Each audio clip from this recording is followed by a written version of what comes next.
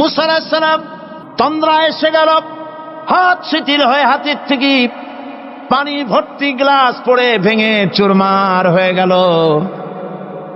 মুসা আলাইহিস সালাম ভয় পেয়ে গেলেন।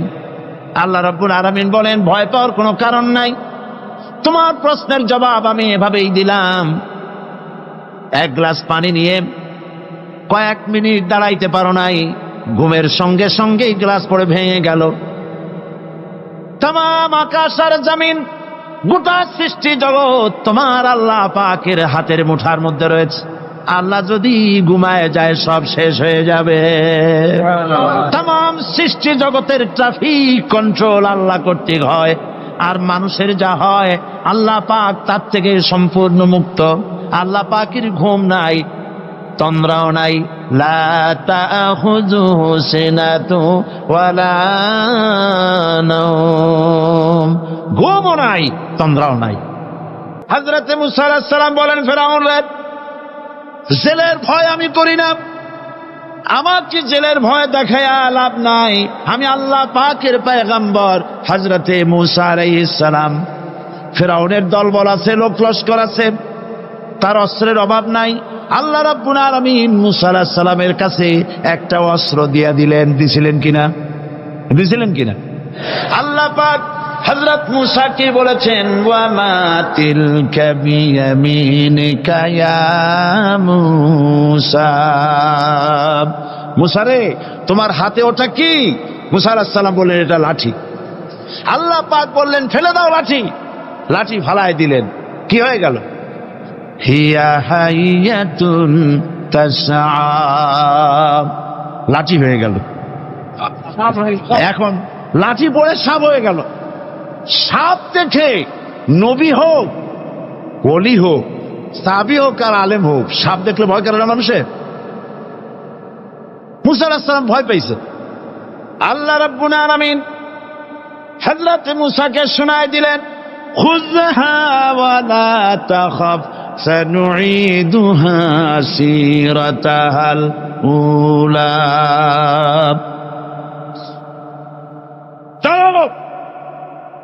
লা তাখাফ, ভয় পেও না। আল্লাহ বলছেন ধরো, ভয় পেও না। ধরার সঙ্গে সঙ্গে স্বাভাবিক অবস্থায় ফিরে আসবে, আবার লাঠি হয়ে যাবে। এখন আল্লাহ বলছেন ধরো। মুসা আলাইহিস সালাম কি ভয় পাওয়া উচিত হবে? উচিত হবে? মুসা আলাইহিস সালাম কি ভয় পাইছিলেন? কারণ হচ্ছে এই দুশমনের শক্তিটা খুব বড়ই দেখা যায়, মনে হয় যেন অনেক বড়, কি জানি কি। আল্লাহ পাক বলছেন, ইন্না কাইদা শায়তানে কানা দাঈফা, শয়তানের চক্রান্ত যতই তুমি মনে করো অনেক ষড়যন্ত্রের জাল বিস্তার হয়ে আছে, আল্লাহ কয় কিছুই না, দাঈফা, অত্যন্ত দুর্বল। আল্লাহ পাক বললেন ধরো। মুসা আলাইহিস সালাম সাপ ধরলেন, সঙ্গে সঙ্গে লাঠি হয়ে গেল। ফেরাউন বরদাস্ত করল না, রাষ্ট্রশক্তির পক্ষ থেকে আক্রমণ শুরু হলো। অপরাধ কি? মুসা আলাইহিস সালামের অপরাধ কি? কি অপরাধ? মাশাআল্লাহ, বুঝতে পেরেছেন। অপরাধ হচ্ছে তিনি বলেছেন লা ইলাহা, জোরে বলেন লা ইলাহা ইল্লাল্লাহ। এই কালেমাকে আজ আমরা ভিক্ষার বুলি বানাইছি। এটা হলো সার্বভৌমত্বের বুলি, এটা হচ্ছে আল্লাহ পাকের সার্বভৌমত্বের কথা। আজ আমরা মানুষের কাছে আমরা শুনি, মানুষেরা ভিক্ষা চায়, লা ইলাহা ইল্লাল্লাহ, এক মুঠ চাউল দেন, লা ইলাহা ইল্লাল্লাহ 10 খান পাই দেন। এই হচ্ছে কালেমার জিকির। আবার কেউ কেউ জিকির করতেছে লা ইলাহা আস্তে, ইল্লাল্লাহ জোরে, এমন জোরে কলব সাফ করে, কলব তাতে থাকলেও পারে, গেলেও পারে। এই কালেমার এর আঘাত পয়গম্বররা মেরেছেন। হযরত মুসা আলাইহিস সালাম যখন বলেছেন লা ইলাহা ইল্লাল্লাহ, এই ধাক্কা ফেরাউন বরদাস্ত করতে পারে নাই। দরিয়ায় নীলের ভিতরে আল্লাহ পাক ডুবাই শেষ করে দিয়েছেন, দেন নাই? হযরত মুসা আলাইহিস সালাম তার উম্মতেরা দরিয়ার পাশে বসে দ্বীনি কথাবার্তা বলতেছেন। এমন সময় ফেরাউন, তার শত্রু হচ্ছে মুসা আলাইহিস সালাম। শত্রু কেন? মুসা কি ফেরাউনের পাকা ধানে মই দিয়েছে নাকি? বলেন আপনারা। তার হালের গরু পিটায় মারছে নাকি? অপরাধ হলো তিনি আল্লাহর জমিনে আল্লাহর আইন প্রতিষ্ঠার কথা বলেছেন। এই শুধুমাত্র এই অপরাধে ফিরআউন তার দলবল নিয়ে 3 দিক থেকে আক্রমণ করেছে। মুসা আলাইহিস সালামের উম্মতেরা ভয় পেয়ে গেছেন।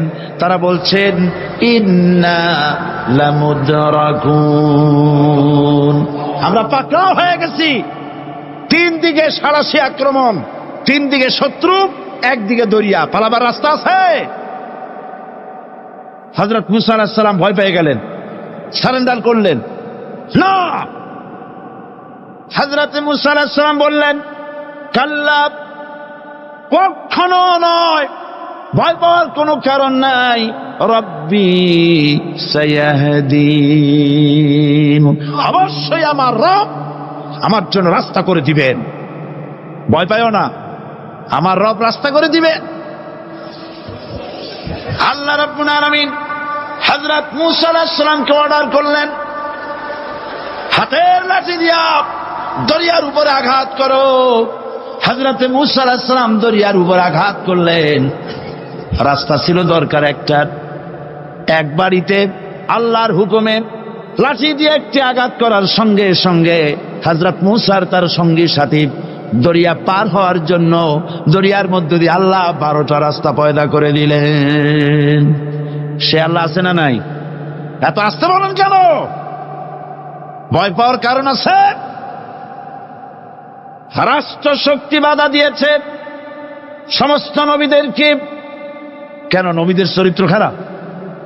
জোরে বলেন, নবীদের চরিত্র খারাপ? নবীদের চাইতে মাসুম বেগুনাহ উন্নত চরিত্রের মানুষ আল্লাহর আকাশের নিচের জমিনের উপরে আর হয় নাই। তোমরা যে সব নেতাদের পিছনে দৌড়াও, অমুকের সৈনিক, নেতা নেতা করে মরো, এইসব নেতা যাদের পিছনে দৌড়াও, এই নেতাগুলি, আমি জিজ্ঞেস করি আপনাদেরকে, এই নেতাগুলি জীবনে একবারও জেনা করে নাই? এ ব্যাপারে অনুসারীরা আপনারা কি নিশ্চিত?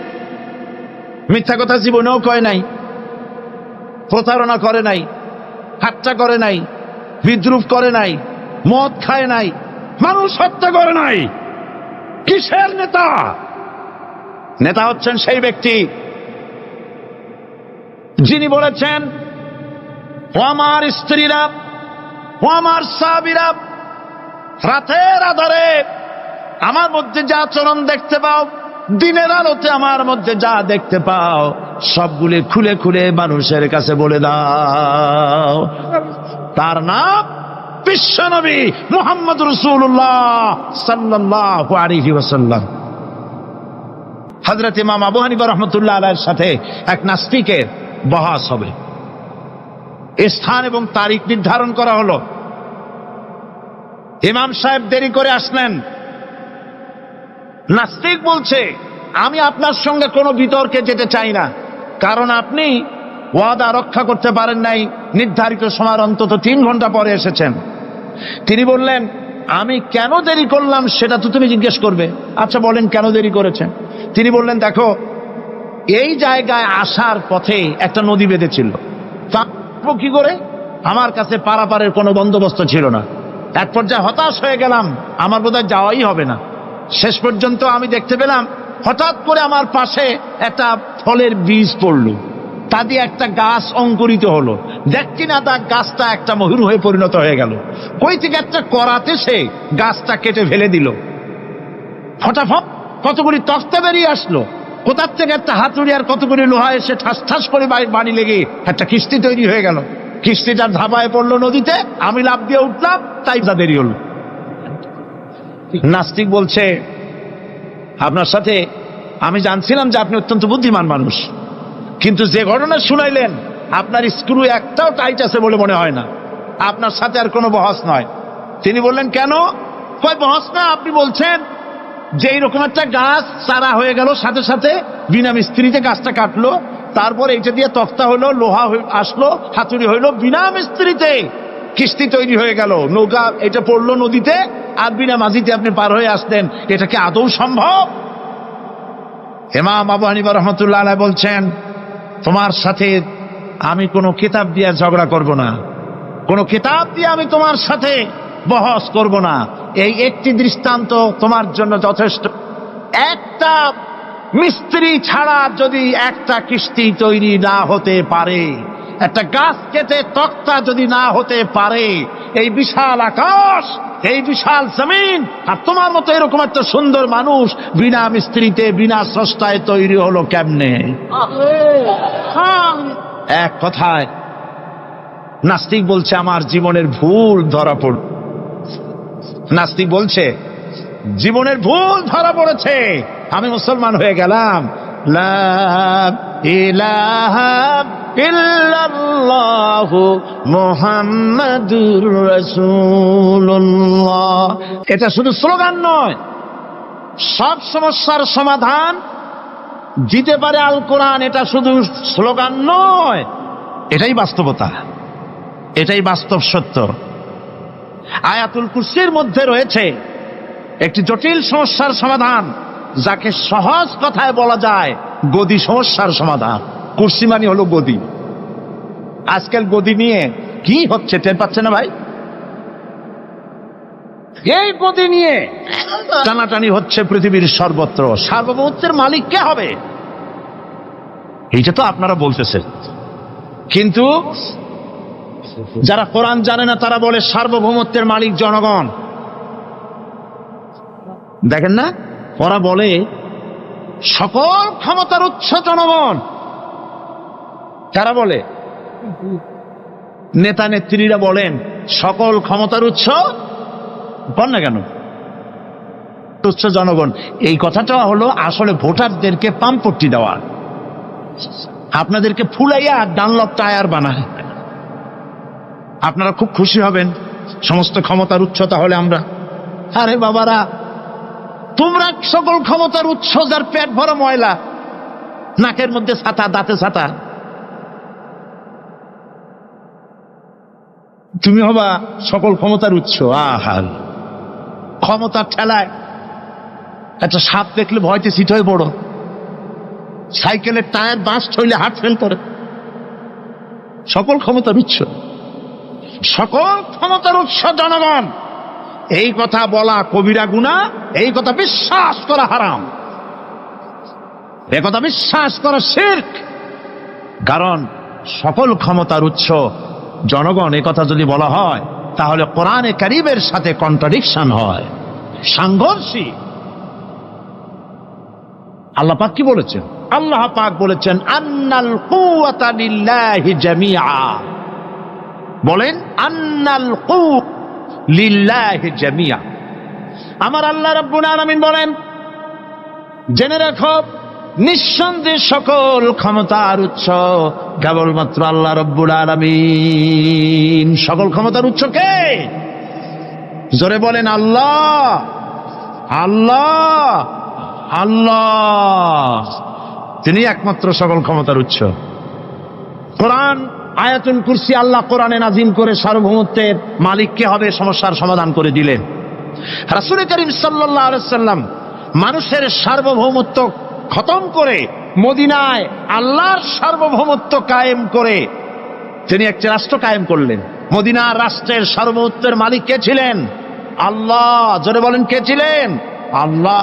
মানুষ তখন দেখতে পেল খোদাই সার্বভৌমত্বের ভিত্তিতে যে রাষ্ট্র গঠন হয় সেই রাষ্ট্র মানবতার জন্য কত কল্যাণকর হয়। সুবহানাল্লাহ বিহামদিহি। আয়াতুল কুরসিতে বলা হলো যে সার্বভৌমত্বের মালিক এই ক্ষমতা থেকে আরবিতে বলা হয় উলুহিয়া। এই ক্ষমতাকে সার্বভৌমত্বের ক্ষমতা থেকে আরবিতে কি বলা হয়? উলুহিয়াত। আর যার হাতে এই ক্ষমতাটা থাকে তাহলে বলে ইলাহ, তাকে কি বলা হয়? আল্লাহ রাব্বুল আলামিন আয়াতুল কুরসির শুরুতে এই কথাটাই বলে দিলেন, আল্লাহু লা ইলাহা ইল্লা হুয়াল হাইয়ুল কাইয়্যুম। আল্লাহ হচ্ছেন তিনি যিনি ছাড়া কোনো ইলাহা নাই। তার মানে হলো সার্বভৌমত্বের একচ্ছত্র মালিকানা কার হাতে? চিৎকার দিয়ে বলুন, আল্লাহ রাব্বুল আলামিনের হাতে। সার্বভৌমত্বের এই ক্ষমতা হস্তান্তরযোগ্য নয়। আর সার্বভৌমত্বের মালিক যিনি হবেন তার শুরু থাকবে না, শেষও থাকবে না। এই কোয়ালিটি কার মধ্যে আছে? আল্লাহ পাকের মধ্যে। আল্লাহ পাক বললেন তিনি হচ্ছেন আল হাই আল কাইয়ুম। তিনি হাইয়্যু, তিনি কাইয়ুম, তিনি শাশ্বত, তিনি জাগ্রত, তিনি চিরস্থায়ী, যার শুরুও নাই, যার শেষও নাই। সুবহানাল্লাহি ওয়া বিহামদিহি।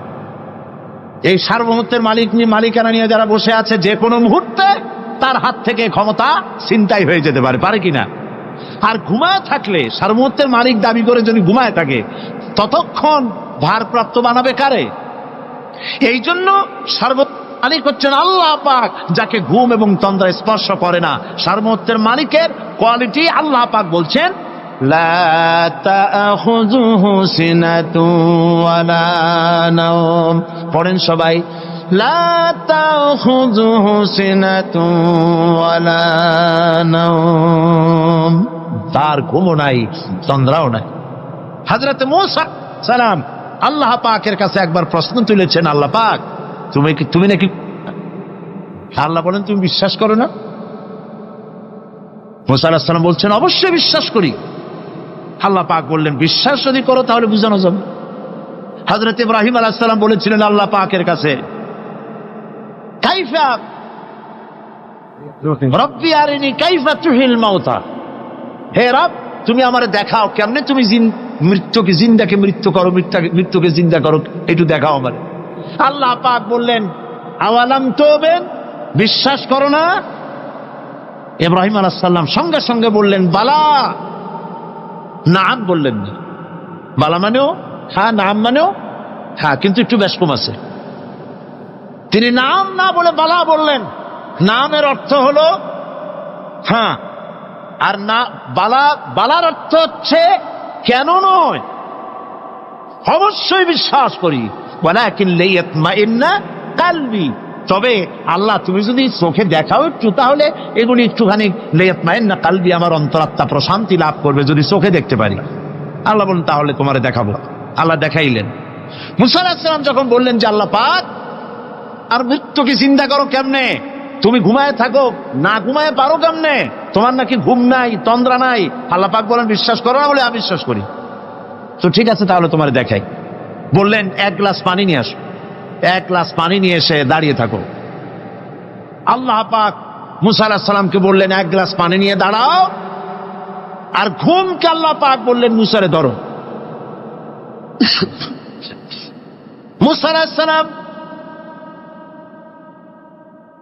নিদ্রাচ্ছন্ন হলেন, তন্দ্রা এসে গেল, হাত শিথিল হয়ে হাতের থেকে পানি ভর্তি গ্লাস পড়ে ভেঙে চুরমার হয়ে গেল। মুসা আলাইহিস সালাম ভয় পেয়ে গেলেন। আল্লাহ রাব্বুল আলামিন বলেন ভয় পাওয়ার কোনো কারণ নাই, তোমার প্রশ্নের জবাব আমি এভাবেই দিলাম। এক গ্লাস পানি নিয়ে কয়েক মিনিট দাঁড়াইতে পারো নাই, ঘুমের সঙ্গে সঙ্গেই গ্লাস পড়ে ভেঙে গেল। तमाम आकाश और जमीन গোটা সৃষ্টি জগৎ তোমার আল্লাহ পাকের হাতের মুঠার মধ্যে রয়েছে। আল্লাহ যদি ঘুমায় যায় সব শেষ হয়ে যাবে। तमाम সৃষ্টি জগতের ট্রাফিক কন্ট্রোল আল্লাহ কর্তৃক হয়, আর মানুষের যা হয় আল্লাহ পাক তার থেকে সম্পূর্ণ মুক্ত। আল্লাহ পাকের ঘুম নাই, তন্দ্রাও নাই। লা তাখুযুহু সিনাতু ওয়ালা নাওম, ঘুমও নাই, তন্দ্রাও নাই।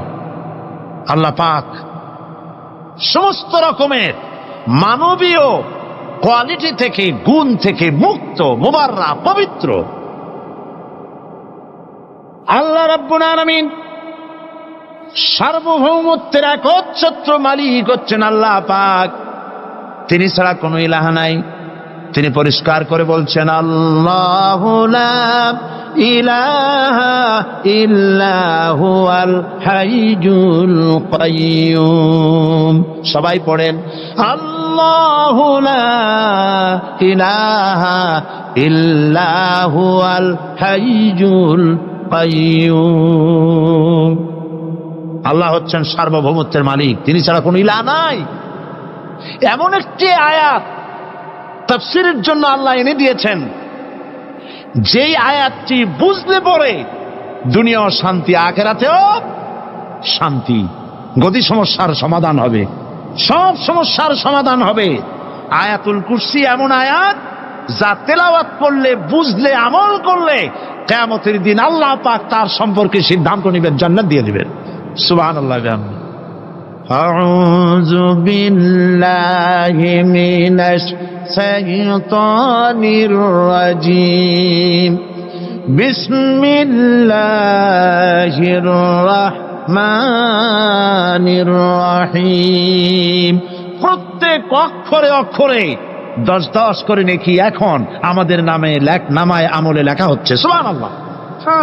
গলা ছেড়ে দিয়ে সবাই পড়েন আমার সাথে, আল্লাহু লা ইলাহা ইল্লা হুয়াল হাইয়ুল কাইয়্যুম লা তাখুযুহু সিনাতুন ওয়ালা নাওম লাহু মা ফিস সামাওয়াতি ওয়া মা ফিল আরদ من ذا الذي يشفع عنده إلا بإذنه يعلم ما بين أيديهم وما خلفهم ولا يحيطون بشيء من علمه إلا بما شاء وسع كرسيه السماوات والأرض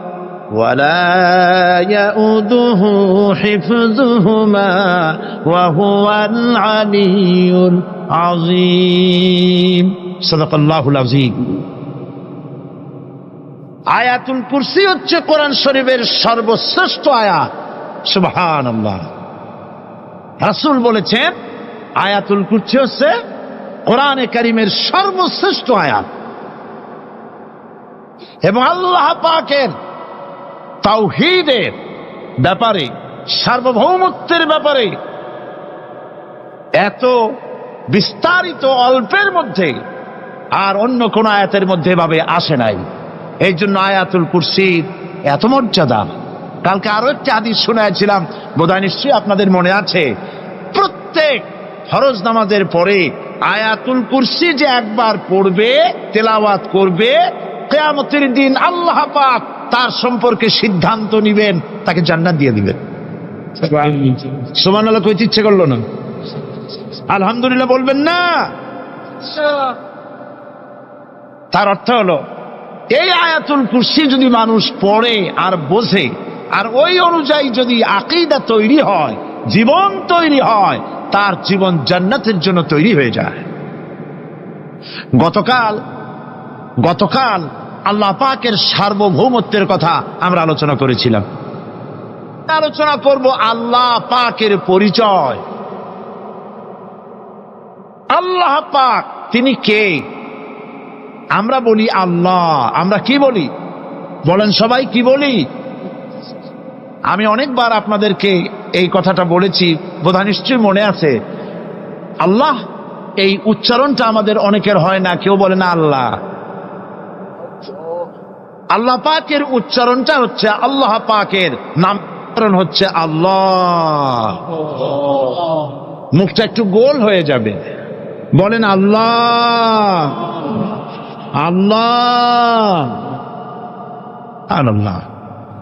পৃথিবীতে বিভিন্ন জাতি তার স্রষ্টাকে, তারা যাকে স্রষ্টা মনে করে বিভিন্ন নামে ডাকে। কেউ বলে ভগবান, কেউ বলে ঈশ্বর, কেউ বলে পরমেশ্বর, কেউ বলে বিধাতা, কেউ বলে গড। বিভিন্ন লোকেরা এভাবে ডাকে। তো ভগবান বললে তার প্রতিশব্দে স্ত্রীলিঙ্গে কি আসে? বলে ভগবতী। ঈশ্বর বললে স্ত্রীলিঙ্গে কি আসে? ঈশ্বরী। বিধাতা বললে তার স্ত্রীলিঙ্গে কি আসে? বিধাত্রী। গড, এটার স্ত্রীলিঙ্গে আসতে কি হবে? তো প্রত্যেকটি তারা যে ভাষায় আল্লাহকে ডাকে, প্রত্যেকটি ভাষায় স্ত্রীলিঙ্গে একটি প্রতিশব্দ আসে। আল্লাহ এর স্ত্রীলিঙ্গে, এর প্রতিশব্দে আরেকটি শব্দ কি গোটা বিশ্ব খুঁজে পাওয়া যাবে? জোরে বলেন, যাবে? যাবে না। এবং অন্যান্য নামগুলি সন্ধি বিচ্ছেদ করলে অর্থই হবে না। গড, এটাকে যদি উল্টায়া বলা হয় তাহলে কি হয়ে যাবে? এবার দেখুন, আল্লাহ এই নাম, আল্লাহর পরিচয় কি? যদি বলা হয় যে আল্লাহর পরিচয় কি, শুধু আল্লাহ দিয়ে আল্লাহকে চেনা যাবে, আল্লাহকে চেনা যাবে।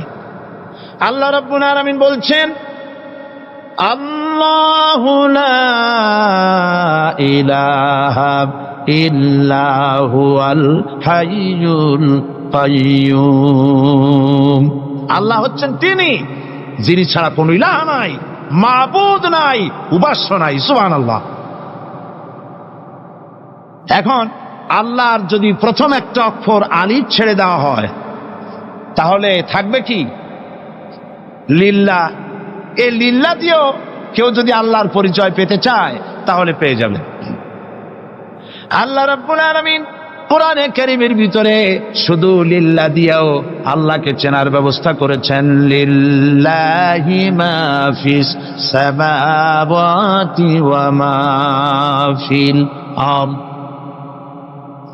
আকাশ এবং জমিনের সার্বভৌমত্বের একচ্ছত্র মালিকানা কার? আল্লাহ পাকের। এখন লিল্লাহ থেকে একটা লাম ছেড়ে দেন, কি থাকবে? লাহু। এই লাহু দিয়েও আল্লাহর পরিচয় পাওয়া যাবে, যাবে না?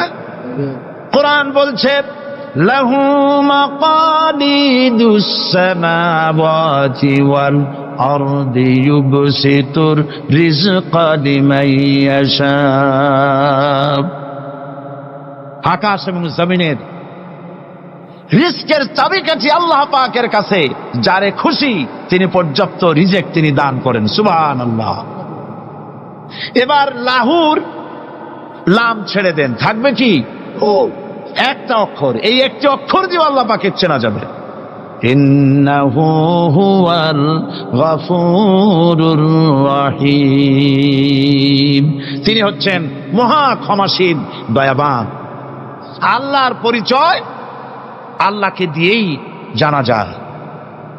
আল্লাহর পরিচয় হচ্ছে তিনি এই আকাশ সৃষ্টি করেছেন, এই জমিন সৃষ্টি করেছেন, মানব গোষ্ঠীকে সৃষ্টি করেছেন। আকাশের স্রষ্টাকে, জমিনের স্রষ্টাকে, মানুষের স্রষ্টাকে? আল্লাহ পাক। দেখুন, আল্লাহ পাক আকাশের স্রষ্টা, জমিনের স্রষ্টা, মানুষের স্রষ্টা।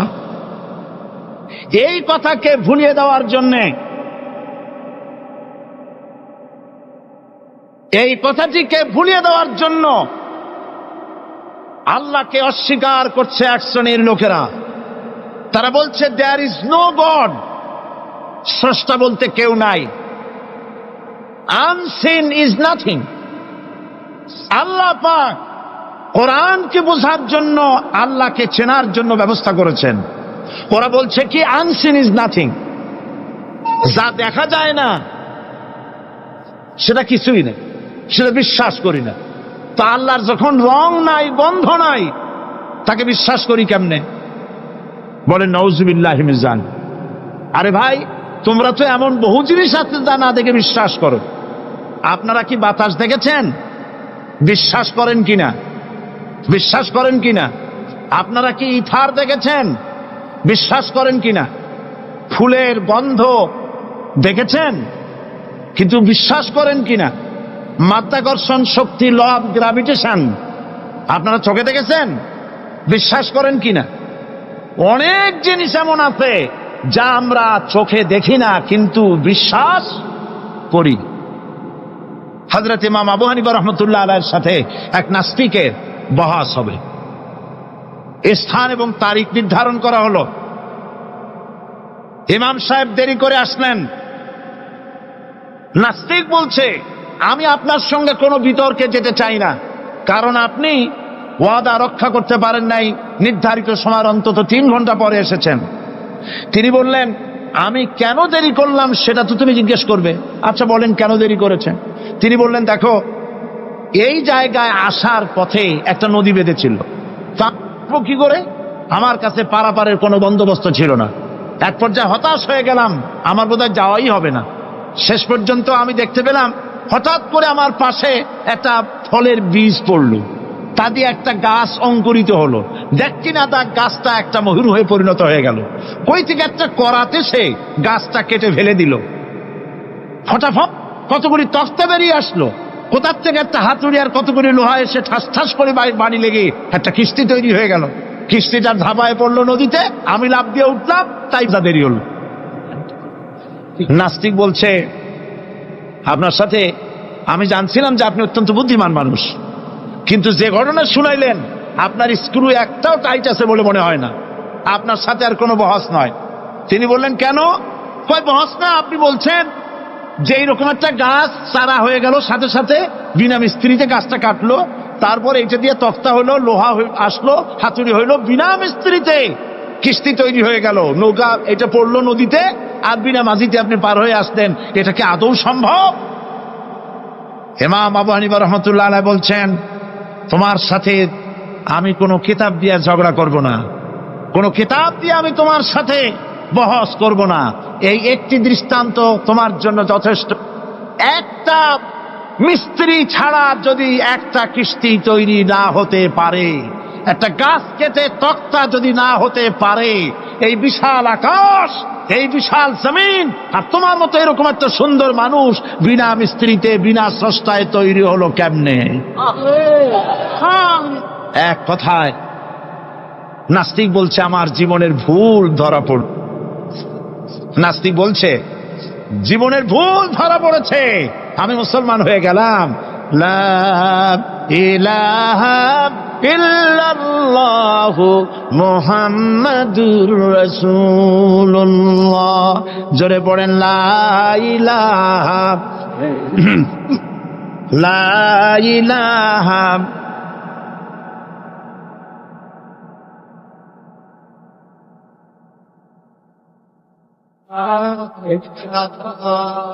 লা ইলাহা ইল্লাল্লাহু মুহাম্মাদুর রাসূলুল্লাহ।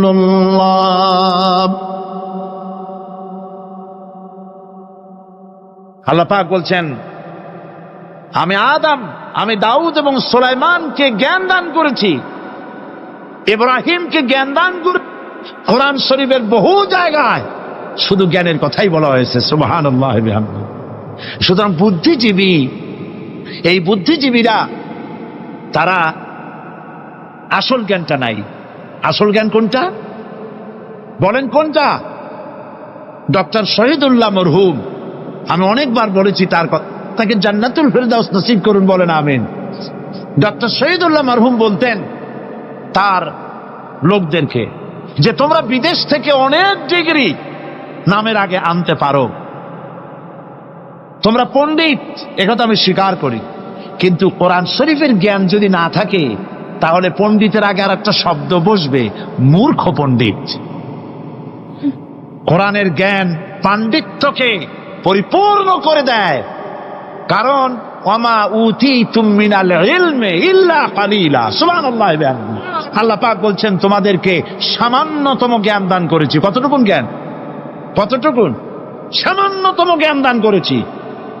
সুতরাং আল্লাহ পাক কোরআনের মধ্যে তার নিজের পরিচয় ছোট্ট একটি সূরার মধ্যে ব্যাপক আকারে বলে দিয়েছে। কি? কুল হুয়াল্লাহু আহাদ। সবাই পড়েন আমার সাথে, কুল হুয়াল্লাহু আহাদ আল্লাহুস সামাদ লাম ইয়ালিদ ওয়া লাম ইউলাদ ওয়া লাম ইয়াকুল লাহু কুফুয়ান আহাদ। আল্লাহ পাক বলেন, আল্লাহ এক এবং একক, তিনি কারো মুখাপেক্ষী নন, তিনি কাউকে জন্ম দেন নাই, তাকেও কেউ জন্ম দেয়নি, আকাশ আর জমিনে আল্লাহর সমকক্ষ কেউ নাই। সুবহানাল্লাহ বিহামদিহি। তাকে কেউ জন্ম দেয়নি, তিনিও কাউকে জন্ম দেননি। তিনি এক, তিনি ছিলেন, তিনি আছেন, তিনি থাকবেন। তার শুরুও নাই, তার শেষও নাই। সুবহানাল্লাহ। এই আল্লাহ রাব্বুল আলামিন তার পরিচয় আয়াতুল কুরসি সার্বভৌমত্বের পরিচয় দিয়েছে, আল্লাহর পরিচয় দিয়েছে। আল্লাহ তিনি খালিক। মানব সৃষ্টি এবং পৃথিবীর সৃষ্টি ইতিহাস ঘাটলে মানুষের যদি কিসমত ভালো থাকে তাহলে আল্লাহর সান্নিধ্য, আল্লাহর অস্তিত্ব সম্পর্কে জ্ঞান তাকে আল্লাহ পাক দান করে দেন। সুবহানাল্লাহ। পৃথিবীর সৃষ্টির ব্যাপারে বুদ্ধিজীবীরা কি বলছে দেখুন। পৃথিবীর সৃষ্টির ব্যাপারে বিজ্ঞানীরা বলছেন যে এই পৃথিবী এরকম ছিল না। তো কিরকম ছিল? এইটা সূর্যের পাশ থেকে একটা উজ্জ্বল শক্তিশালী জ্যোতিষ্ক দারুণ ফোর্স নিয়ে যাচ্ছিল। সেই ফোর্স সহ্য করতে না পেরে সূর্যের একটি দুর্বলতম অংশ সূর্য থেকে ছিটকে মহাশূন্যে পড়ে গেল, আর ঘুরতে ঘুরতে এই পৃথিবীর অস্তিত্ব লাভ করল। বিজ্ঞানের এই কথা যদি বিশ্বাস করতে হয় তাহলে আমাকে বলতে হয় এখন তো মানুষেরা আর পৃথিবীতে ধরছে না, ঠিক কিনা? কথা বলছেন না কেন? মানুষ পৃথিবীতে এখন ধরতেছে। বিভিন্ন দেশ খালি বলতেছে মানুষ কমাও, সন্তান কমাও, বিভিন্ন পদ্ধতি গ্রহণ করো, আর মানুষ বাড়াইও না। আল্লাহ পাক বলছে আল্লাহু লা ইলাহা ইল্লা হুয়াল হাইয়ুল কাইয়্যুম। আল্লাহ হচ্ছেন তিনি যিনি ছাড়া কোনো ইলাহ নাই। লা ইলাহা ইল্লাহু, তিনি ছাড়া কোনো ইলাহ নাই, সার্বভৌমত্বের মালিক কেউ নাই। এই যে লা ইলাহা, কোনো ইলাহ নাই, আমরা কালেমার মধ্যে এই কথাটা বলি। আমাদের কালেমায় তাইয়্যিবা আমরা কি উচ্চারণ করি?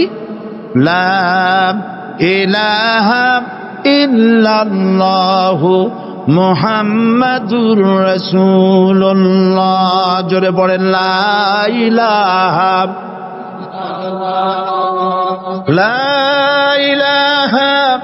ইল্লাল্লাহু মুহাম্মাদুর রাসূলুল্লাহ। লা ইলাহা, কোন ইলাহ নাই। এই দাওয়াত দিয়েছেন দুনিয়ার সমস্ত পয়গম্বর। এটা কি শুধু রাসূলুল্লাহর দাওয়াত ছিল? সমস্ত নবীদের স্লোগান ছিল একটা। সমস্ত নবীদের স্লোগান ছিল কয়টা? সবাই বলুন, কি সেই স্লোগান? লা ইলাহা ইল্লাল্লাহ। কোরআন শরীফের ভিতরে ইলাহ শব্দ 147 বার এসেছে। লা ইলাহার অর্থ যদি এই হয় কোনো উপাস্য নাই আল্লাহ ছাড়া, কোনো মাবুদ নাই আল্লাহ ছাড়া, মুহাম্মদ সাল্লাল্লাহু আলাইহি ওয়াসাল্লাম আল্লাহর প্রেরিত রাসূল, তাহলে তো এত ঝঞ্ঝাট হওয়ার কথা ছিল না। আপনারা বলেন, নবীরা যখনই এই দাওয়াত দিয়েছেন লা ইলাহা ইল্লাল্লাহ, তখন সংঘর্ষ হয়েছে কিনা? হয়েছে কিনা? বাধা আসছে কিনা? তাহলে কথাটা কি যার কারণে এরকমের বাধা আসে? লা ইলাহা ইল্লাল্লাহ, এর চাইতে বিপ্লবাত্মক, এর চাইতে রিভলিউশন সৃষ্টিকারী কথা আল্লাহর আকাশের নিচে জমিনের উপরে আর একটাও হতে পারে না। লা ইলাহা ইল্লাল্লাহ। ইলাহ শব্দের অর্থ শুধু উপাস্য আর মাবুদ নয়। ইলাহ শব্দের অর্থ হচ্ছে আইনদাতা, ইলাহ শব্দের অর্থ হচ্ছে শাসনকর্তা, ইলাহ শব্দের অর্থ হচ্ছে বিধানদাতা। তো লা ইলাহা যখন একটি লোক ঘোষণা করে, তার অর্থ দাঁড়ায় কোনো আইনদাতা নাই, বিধানদাতা নাই, শাসনকর্তা নাই, কারো আইন মানি না, বিধান মানি না, শাসন মানি না, আল্লাহ ছাড়া। কে ছাড়া? আল্লাহ ছাড়া। এই কালেমার দাওয়াত যখন পয়গম্বরেরা দিয়েছেন তখন 3 শ্রেণীর লোকেরা বাধা দিয়েছে। বলেন কয় শ্রেণী? সবাই বলেন। 3 শ্রেণীর লোকেরা বাধা দিয়েছে। লক্ষ্য করুন। 1 নম্বরে বাধা দিয়েছে রাষ্ট্র শক্তি। 1 নম্বরে বাধা দিল কারা? 2 নম্বরে বাধা দিয়েছে ধনাঢ্য ব্যক্তিবর্গ। 3 নম্বরে বাধা দিয়েছে যারা কায়েমি স্বার্থবাদী ধর্মীয় শক্তি, এই তিনটি শ্রেণী সমস্ত নবীদেরকে বাধা দিয়েছেন। সেই বাধা অতীতে যারা দিত এখন আর দেয় না, নাকি এখনো দেয়? দেখুন, এই কালেমার দাওয়াত হযরতে মূসা আলাইহিস সালামকে যেদিন আল্লাহ পাক প্রথম ওহী দিলেন, এই দাওয়াত শুধু রাসূল দেন নাই, আল্লাহ পাক বলছেন প্রত্যেক নবী তার জাতিকে এই দাওয়াত দিয়েছেন। কি? আল্লাহ রাব্বুল আলামিন বলেন সকল নবী তার কওমকেই বলে দাওয়াত দিয়েছেন, ইয়া কওমি ইবুদুল্লাহা মা লাকুম মিন ইলাহিন গায়রু। হে সম্প্রদায়, আল্লাহ ছাড়া কোনো ইলাহ নাই, তার ইবাদত করো, তারই দাসত্ব করো, তার গোলামি করো। আল্লাহ পাক মূসা আলাইহিস সালামকে যখন নবুয়াত দিলেন, প্রথম যে হয়ে লোক, প্রথম ওহীটাই ছিল ইন্নানি আনাল্লাহ লা ইলাহা ইল্লা আনা ফা'বুদনি ওয়া আকিমিস সালাতা লিযিকরি। নিশ্চয়ই আমি আল্লাহ, আমি ছাড়া কোনো ইলাহ নাই, আইনদাতা নাই, বিধানদাতা নাই, সুতরাং আমার দাসত্ব করো এবং আমার শরণার্থে নামাজকে প্রতিষ্ঠা করো। মূসা আলাইহিস সালামকে আল্লাহ পাক ওহী দিয়ে তাকে পাঠালেন। কোথায় পাঠালেন? আল্লাহ পাক বলেন, ইযহাব ইলা ফিরআউনা ইন্নাহু তাগা। গোটা কওম নাফরমান, আল্লাহর আইন কেউ মানছে না, গোটা কওমের কাছে না ঠাইয়া আল্লাহ পাক সর্বপ্রথম মূসা আলাইহিস সালামকে দাওয়াত নিয়ে কার কাছে পাঠালেন? ফেরাউনের কাছে। কারণ ফেরাউন হচ্ছে রাষ্ট্রশাসক। ফেরাউন কি? রাষ্ট্রশাসক।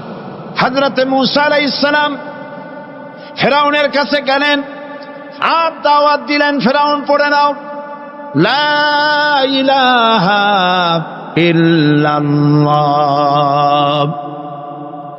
একটি কথা আপনাদের মনে রাখতে হবে, দুনিয়ার কোন ফেরাউন, কোন নমরুদ, কোন সাদ্দাত, কোন হামান কেউ বলে নাই যে আমি আল্লাহ, আমি রাজ্জাক, আমি খালেক, আমি পৃথিবীর সৃষ্টি করেছি। কথা কেউ বলেছে? কেউ বলে নাই। কি বলেছে তারা? ফেরাউন বলেছে মা আলিমতু লাকুম মিন ইলাহিন গায়রি, আমি তো জানি না আমি ছাড়া আরো কোনো ইলাহ আছে, এ কথা আমার জানা নাই, সুতরাং আমি হচ্ছি ইলাহ আর তুমি বলছো লা ইলাহা। তার মানে হচ্ছে ওই সময় পয়গম্বরেরা, আল্লাহর নবীর সাহাবীরা তারা জানতেন যে আমরা কিসের দাওয়াত দেই, আর যারা শুনতো তারাও বুঝতো কিসের দাওয়াত শুনতেছি। আজ আমার দেশে একই কালেমার দাওয়াত দেওয়া হয়, কিন্তু মানুষেরা বুঝতে পারে না কি শুনতেছি। ভাষা জানার ব্যাপারে, বোঝার ব্যাপারে হলো আসল বিষয়। এটা বুঝাতে গিয়ে আমি মাঝে মধ্যে একটা দৃষ্টান্ত দেই এভাবে। একজনের একটা রেশনের দোকান ছিল, সেই দোকানে তার একটা ময়না পাখি ছিল, আর ময়না পাখিকে কথা শেখানো যায় সেটা তো আপনারা জানেন। জি, ময়নাকে শিখায়েছে যে লাইন করুন, এক এক করে আসুন। ময়না এই কথা শিখেছে। সকালবেলায় যখন রেশনের দোকানে ভিড় পড়ে গেছে, তখন ওই পাখি খাঁচার মধ্যে বসে বলছে লাইন করুন, এক এক করে আসুন। একদিন খাঁচার দরজা খোলা পেয়ে পাখি উড়ে গিয়ে গাছের ডালে বসেছে। আশেপাশে যত পাখি ছিল তারা চিন্তা করলো এই রকমের পাখি তো কখনো দেখি নাই। ময়না তো দেখতে কাকের মতো না, শালিকের মতো না, দেখতে একটা ভিন্ন রকম। ওরা এসে চতুর্দিক থেকে এই নবান্ত, এই যে নতুন এসেছে, ওরে ঠোকরানো শুরু করেছে চতুর্দিক থেকে। ঠোকরানি খেয়ে ময়না বলতেছে লাইন করুন, এক এক করে আসুন। এখন ময়না তো বোঝে না যে কি বলতেছি, আর যে পাখিরা ঠোকরাচ্ছে তারাও তো বোঝে না যে কি শুনতেছি। ময়না যদি বুঝতো যে আমি কি বলি, সবাই মিলে ঠোকরায়, তাই দান বাঁচে না। লাইন করে ঠোকরাইনি তো কলজে যাবে, সব ফড়ে রোডে চলে, বুঝে নাই। আমাদের অবস্থা তাই হয়েছে। সুতরাং এই কালেমার দাওয়াত যখন হযরতে মূসা আলাইহিস সালাম দিলেন, ফেরাউন বলল আমি তো জানি না যে আমি ছাড়া আরো কোন ইলাহ আছে, আইনদাতা তো আমি, তুমি নতুন কোথা থেকে আইনদাতা নিয়ে আসছো? ফেরাউন বলছে দেখো, আমারে বাদ দিয়া যদি অন্য কাউকে ইলাহ বলে তুমি মানো আর সেই শিক্ষা যদি যে জাতিকে দাও, তাহলে আমি তোমাকে ধরে লাআজআলান্নাকা মিনাল মাসজুনিন, আমি তোমাকে কারারুদ্ধ করব, আমি তোমাকে জেলখানায় ঢুকিয়ে দেব। রাষ্ট্রশক্তি প্রথম বাধা দিল কারা? বলেন সবাই। সেই বাধা কি ওখানে শেষ হয়েছে না এখনো আছে? আছে কিনা জোরে বলেন। আমি তোমাকে জেলখানায় ঢুকাবো। হযরত মুসা আলাইহিস সালাম বলেন, ফেরাউন রে, জেলের ভয় আমি করি না, আমাকে জেলের ভয় দেখায়া লাভ নাই। আমি আল্লাহ পাকের পয়গম্বর হযরত মুসা আলাইহিস সালাম। ফেরাউনের দলবল আছে, লোক লস্কর আছে, তার অস্ত্রের অভাব নাই। আল্লাহ রাব্বুল আলামিন মুসা আলাইহিস সালামের কাছে একটা অস্ত্র দিয়া দিলেন। দিছিলেন কিনা? আল্লাহ পাক হযরত মুসাকে বলেছেন, ওয়া মা তিলকা বিয়ামিনিকা ইয়া মুসা, মুসা রে তোমার হাতে ওটা কি?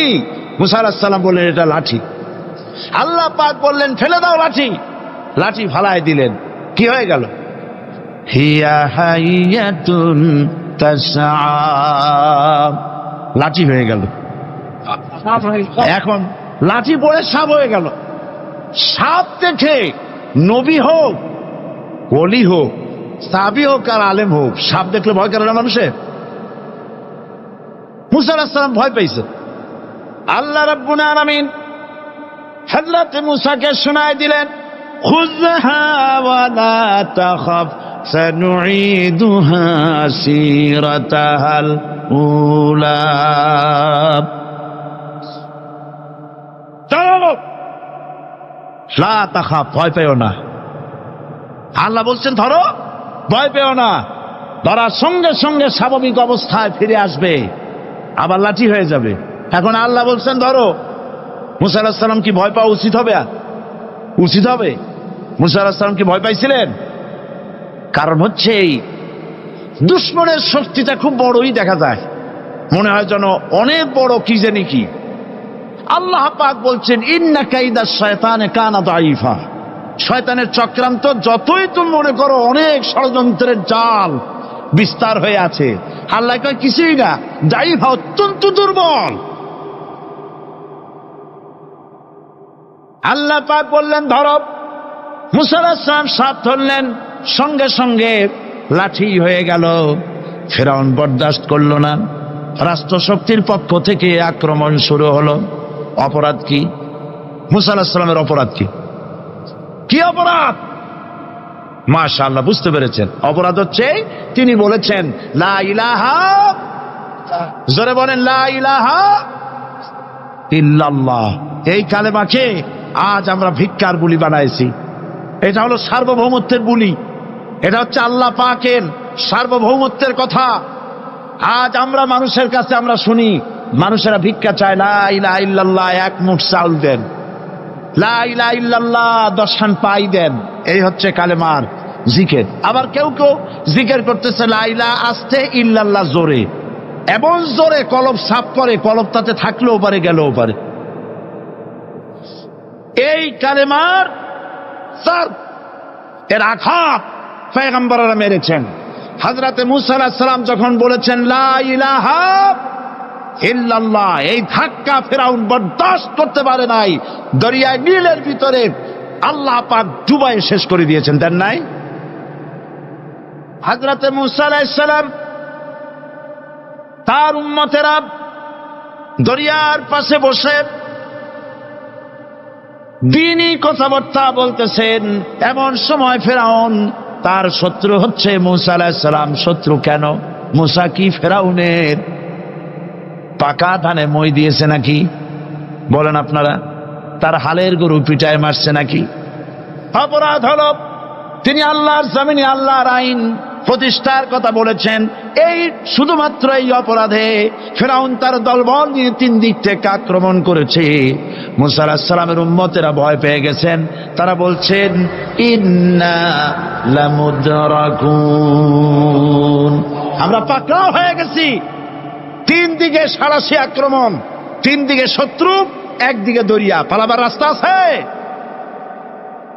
হযরত মূসা আলাইহিস সালাম ভয় পেয়ে গেলেন, সারেন্ডার করলেন না। হযরত মূসা আলাইহিস সালাম বললেন, কাল্লা, কখনো নয়, ভয় পাওয়ার কোনো কারণ নাই। রব্বি সায়াহদিন, অবশ্যই আমার রব আমার জন্য রাস্তা করে দিবেন। ভয় পাইও না, আমার রব রাস্তা করে দিবে। আল্লাহ রাব্বুল আলামিন হযরত মূসা আলাইহিস সালামকে অর্ডার করলেন, হাতের লাঠি দিয়া দরিয়ার উপরে আঘাত করো।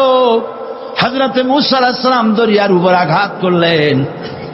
রাস্তা ছিল দরকার একটা, এক বাড়িতে আল্লাহর হুকুমে লাঠি দিয়ে একটি আঘাত করার সঙ্গে সঙ্গে হযরত মূসার তার সঙ্গী সাথী দরিয়া পার হওয়ার জন্য দরিয়ার মধ্য দিয়ে আল্লাহ 12টা রাস্তা পয়দা করে দিলেন। সে আল্লাহ আছে না নাই? এত আসতে বলেন কেন? ভয় পাওয়ার কারণ আছে?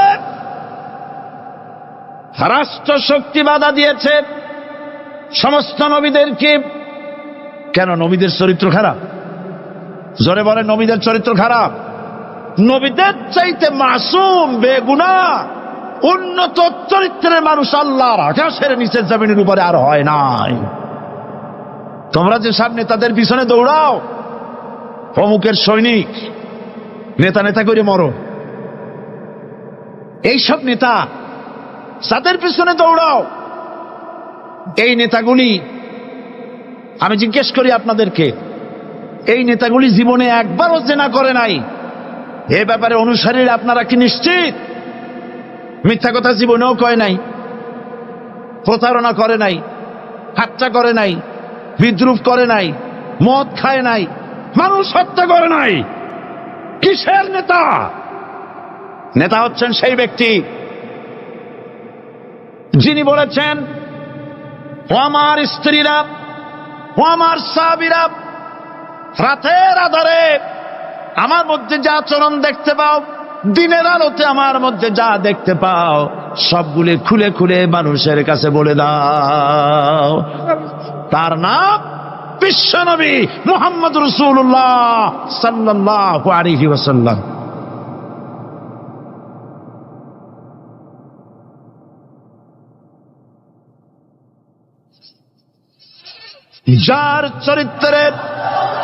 যার চরিত্রের সার্টিফিকেট আল্লাহ রাব্বুল আলামিন নিজে দিচ্ছেন, ওয়া ইন্নাকা লাআলা খুলুকিন আযীম।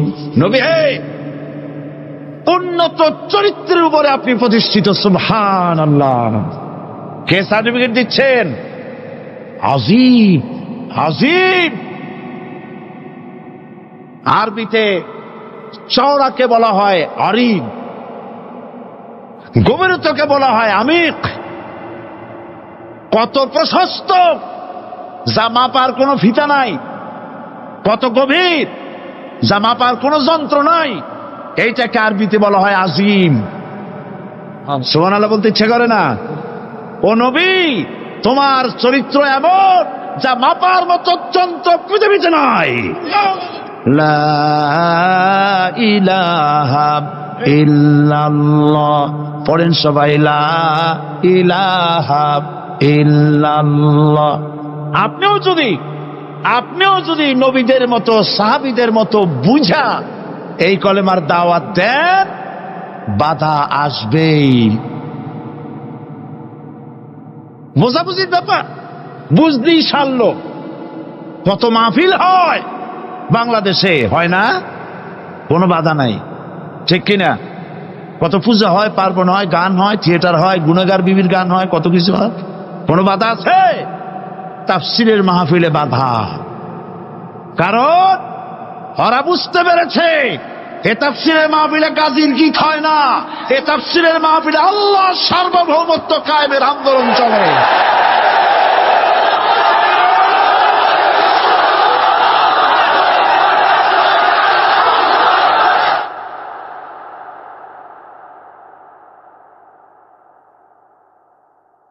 বিশ্বকবি আল্লামা ইকবাল কি সুন্দর করে বলেছেন, আজ ভি হো जो इब्राहिम का इमाम पैदा आप कर सकती है एक अंदाजे गुलिस्ता पैदा। ইব্রাহিমের ঈমান যদি আজও কোথাও হয় বিদ্যমান, করতে পারেন অগ্নিকুণ্ডে খুবসুরত এক গুলিস্তান। এখনো যদি ইব্রাহিমের সন্তানদেরকে আগুনের মধ্যে ফেলে দেওয়া হয়, আর ইব্রাহিম ঈমান যদি থাকে, আগুনকে ফুলের বাগান বানাবার ক্ষমতা আল্লাহর আছে। চিরকাল আল্লাহ পাক এই কালেমাকে দিয়েছেন আল্লাহর সার্বভৌমত্বকে প্রতিষ্ঠা করার জন্য। আয়াতুল কুরসি শুধু পড়ে বুকে ফু দেওয়ার জন্য নয়। পড়েন আমার সাথে, আল্লাহু লা ইলাহা ইল্লা হুয়াল হাইয়ুল কাইয়্যুম।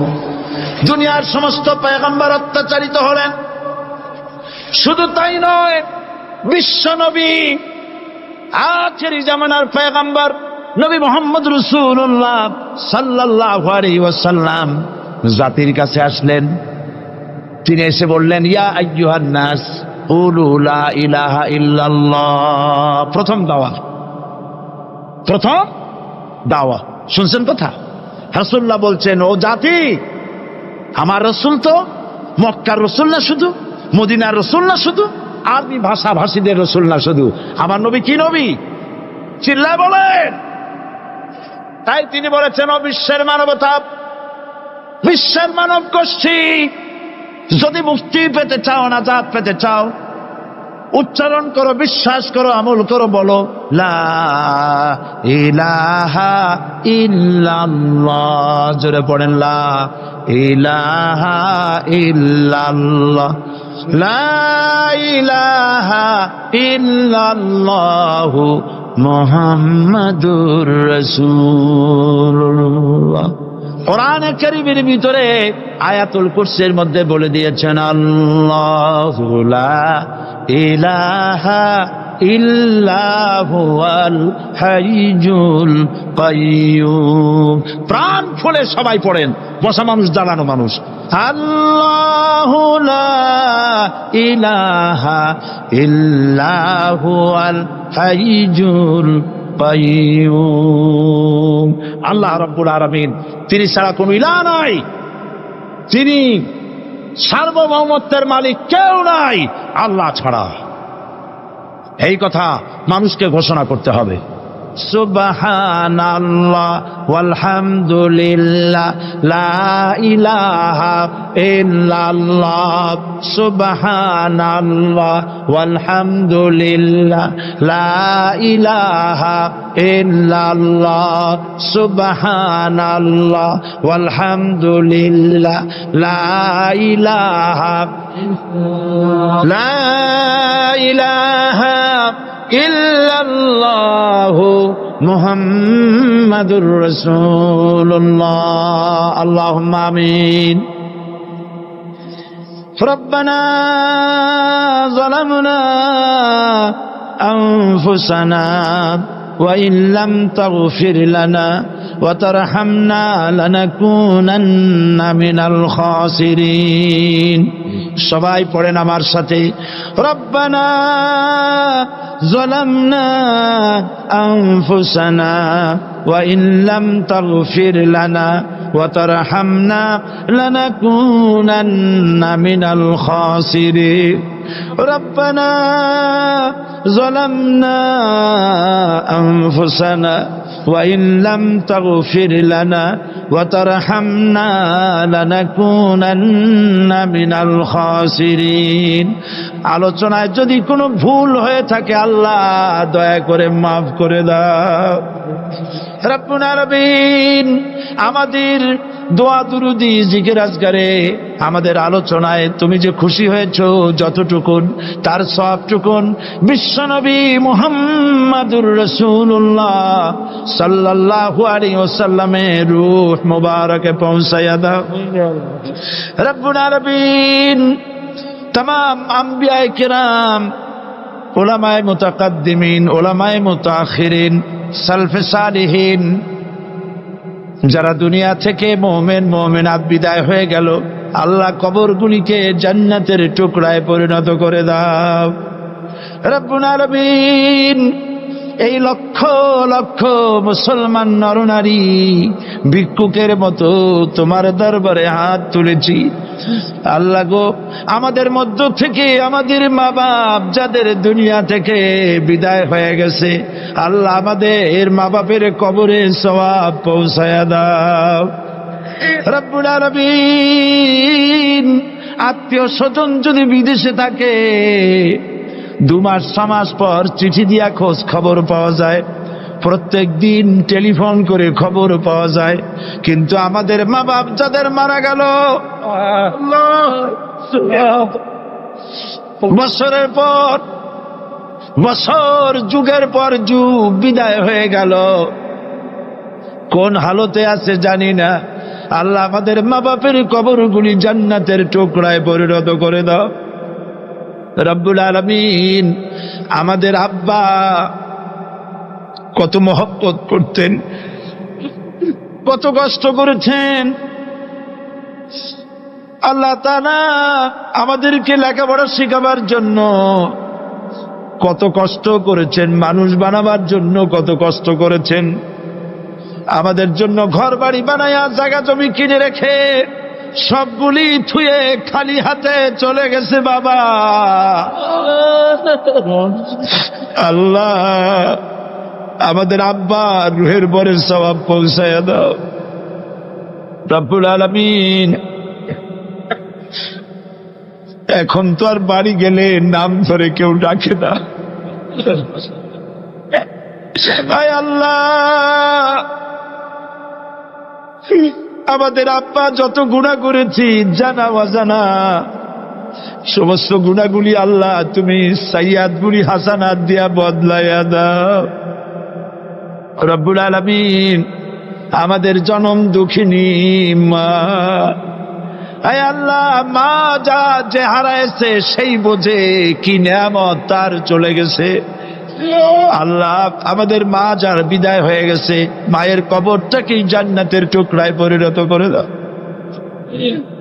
রব্বুল আলামিন। মায়ের পেটের ভিতরে বসে 10টা মাস ধরে মায়ের কষ্ট দিছি। তিনি ডেলিভারিতে কষ্ট করেছেন, 2-2.5 বছর বুকের দুধ খেয়ে কষ্ট দিয়েছি, পেশাব পায়খানা করে মায়ের কাপড় চোপড় নষ্ট করে দিয়েছি। মা বিরক্ত হন নাই, থাপ্পড় মারেন নাই, আষাঢ় দিয়া ফালায় দেন নাই। আল্লাহ, মা যাদের মারা গেল মাবুদ, মায়ের কবরটাকে জান্নাতের টুকরা বানায়া দাও রব্বির হামহুমা কামা রব্বায়ানি সগীরা। আমার ভাইয়েরা, আমার মা বোনেরা করুণ ভাবে আল্লাহরে বলেন রব্বির হামহুমা কামা রব্বায়ানি সগীরা, রব্বির হামহুমা কামা রব্বায়ানি সগীরা। রব্বানা তাকাব্বাল মিন্না ইন্নাকা আনতাস সামিউল আলিম ওয়া তুব আলাইনা ইন্নাকা আনতাত তাওয়াবুর রহিম। সুবহান রাব্বিকা রাব্বিল ইজ্জাতি আম্মা ইয়াসিফুন ওয়া সালামুন আলাল মুরসালিন ওয়ালহামদুলিল্লাহি রাব্বিল আলামিন। ওয়াজআল আখিরা কালিমাতিনা ইনদাল মাউত লা ইলাহা ইল্লাল্লাহু মুহাম্মাদুর রাসূলুল্লাহ। আসসালামু আলাইকুম ওয়া রাহমাতুল্লাহ।